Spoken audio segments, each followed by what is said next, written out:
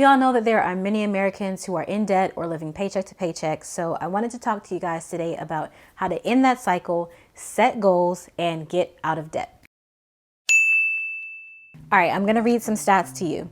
It says 58% of Americans have less than $1,000 saved. 20% of Americans say they don't save at all. Only 32% of Americans use and maintain a budget. 44% of Americans don't have enough to cover a $400 emergency, y'all. It's insane. A couple more here. 38.1% have credit card debt, and the average debt amount for an American is $38,000.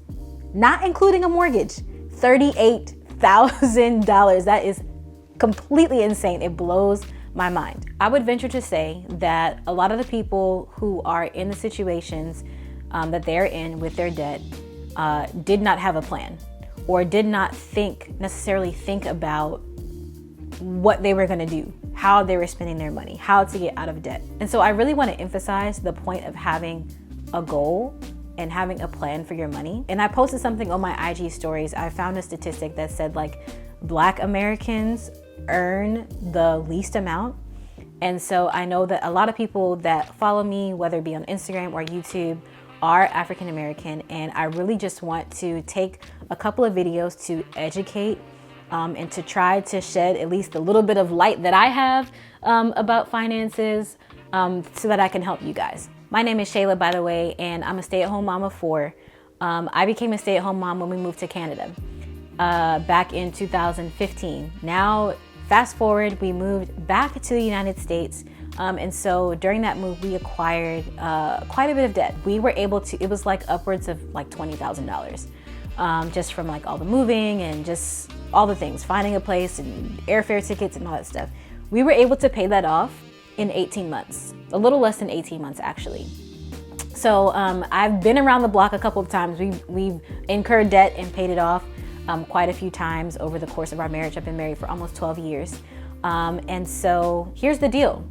If you are not setting goals for yourself, you better trust and believe that someone else is. Every company, whether it's credit cards, restaurants, TV subscriptions, gyms, retailers, they all have a goal for you, and that is to spend your money on their product or their service. They want you to give them your money. That is the goal. So they will spend tens of millions of dollars on marketing and advertising and giving you these little incentives wherever they can. But the truth is, they don't care about you. They do not care about you. They care about what money comes into their pocket because it's their business. That is how they live. They want to be rich. So therefore, they don't care if you spend all your money. It's not their problem. And this is why it's so important to be intentional, because if you are unintentional with your funds, if you're unintentional with your plans, your goal settings, your finances, then you're going to unintentionally drift from where you want to be. So let's go ahead and talk about these goals. If you're getting value out of this so far, go ahead and hit that like button for me. Now, I know that most of us have probably heard of a SMART goal before, but I just want to go through it just to make sure that everybody's on the same page. So a SMART goal is an acronym. So SMART means to be specific, measurable, attainable, relevant, and timely, or to get done in a timely manner. Now here's the deal. You want to be able to set goals, and I want you guys to sit, if you haven't done this before, I really encourage you to do so. Think about, okay, where do I want to be in the next 5 years? Where do I want to be in the next 10 years? When do I want to retire? What are the goals for my family? How do I see my life evolving? Because if you don't have a vision for your life, how are you going to set any goals? So these two things go hand in hand. Sit down and think about what it actually is that you want to do with your life, and then craft your goals to get you on a track towards doing that. So you may have the long-term goal of, let's just say you want to retire early, right? That means that you're going to need to set smaller goals, smaller short-term goals along the way to help you attain that long-term goal. So maybe one of your short-term goals would be you want to pay off your loans. So let's make that goal SMART. I wrote down some notes. So if you see me glancing down, that's what I'm looking at. So let's just say you want to pay off your loans, right? So to make it specific, what loans are you trying to pay off? Is it your car loan? Is it your student loans? Do you have a personal loan? Do you have a loan for your mortgage? What type of loan is it? Okay, that would be your S, that's your specific. Define the type of loan that you want to pay off. How much in loans, right? So do you want to pay off $10,000? Do you want to pay it off in full? Do you want to pay $20,000? Do you want to pay $5,000? Do you want to pay $1,000?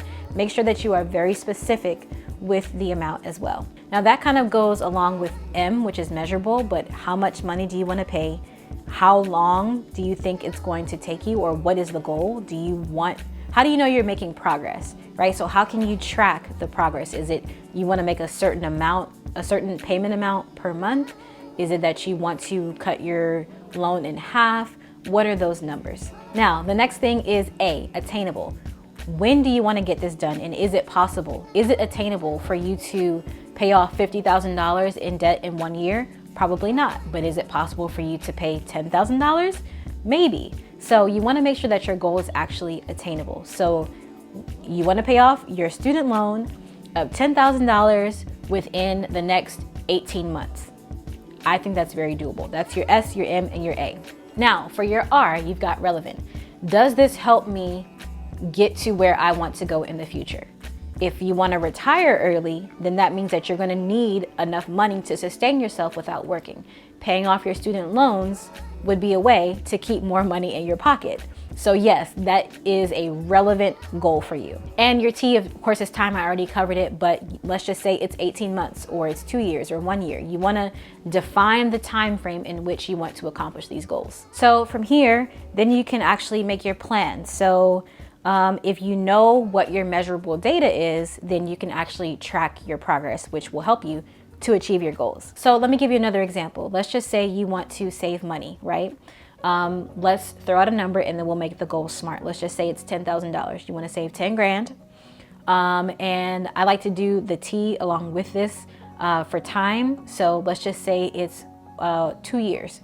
You want to save $10,000 over the course of 2 years. Well, how do you make that measurable? You would probably need to break it up by month or by week. So if you broke it up by months, let's do the calculation. If you broke it up by months, $10,000 divided by 24 months, that means you would need to save $400 and roughly $17 per month. Is that attainable for you? Is it possible to do? Maybe not with your current lifestyle, but if you made some changes, it could be. And so then you have the R, why? Why do you want to do this? Maybe you want to save up for a car, or you want a down payment, to get closer to a down payment for a house, or to purchase a rental property, or money to invest, or money for your kids' college fund, or to save up for anything. But that's how you make a goal smart. Then, of course, your next step is to actually write it down. People who actually write down their goals are like 10 times more likely to actually succeed in their goals. So this is part of what we did to pay off our debt. Speaking of which, in the next video, I'm gonna be sharing with you guys how we actually did it, give you all the details of what we did. So make sure you're subscribed, you hit the notification bell so that you don't miss that upload. So as you make your plan, you might need to say, okay, well, yeah, with my current lifestyle, I'm not able to do this, but I need to actually make changes in order to accomplish this goal. So maybe that means canceling some subscriptions that you have. Maybe that means that you need to make extra payments so that you skip out on the interest. Maybe that means you eat out less. Making measurable plans and action items for you to complete your goals is key, and you need to be writing them all down. And this is going to look different for everybody, and as you are looking at the vision for your life and you're setting your goals, you have to get into the habit of asking yourself, does this support the life that I'm trying to create in the future? Does this support where I want to be in the next 5 years? Let me know in the comment section what you guys think about this. I'm thinking about doing a live too, like a live Q&A, because I think that would just be cool to do. But let me know what you guys think about this. Have you learned about setting goals? Have you set goals? And don't forget, hiding is overrated. I'll see you next time.